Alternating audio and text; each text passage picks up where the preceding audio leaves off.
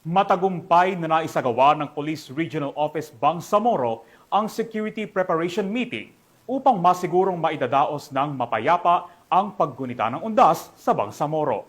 Magbabalita dyan si Patrolwoman Veronica Lagi.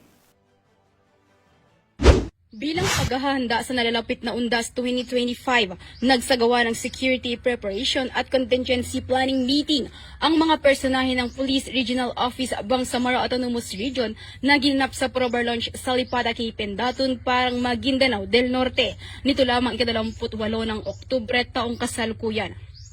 Pinangunahan ni Police Brigadier General Jason C. de Guzman, Probar Regional Director, ang naturang pagpupulong, katuwa ang regional staff at iba pang personahe ng Probar. Tinalakay sa naturang pagpupulong ang posibleng deployment ng mga kapulisan sa mga sementeryo, terminal, simbahan, pantalan at iba pang matataong lugar upang matiyak ang kaligtasan ng publiko.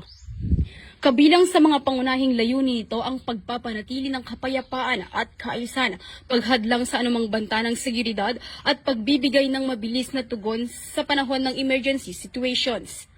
Inilahad din ang mga plano sa traffic management, crowd control, medical response coordination at mas pinaigting na pag-iipag-ugnayan sa mga lokal na pamahalaan at barangay officials upang matiyak ang maayos at mapayapang pagdiriwang ng All Saints at All Souls Day.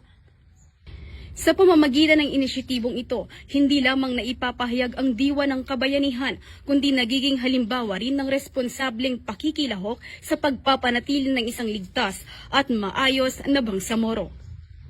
Mula rito sa rehiyon ng Bangsamoro, ako ang inyong Police News Network Correspondent, Patrolwoman Veronica Lagi, alagad ng batas, tagataguyod ng Balitang Pulis.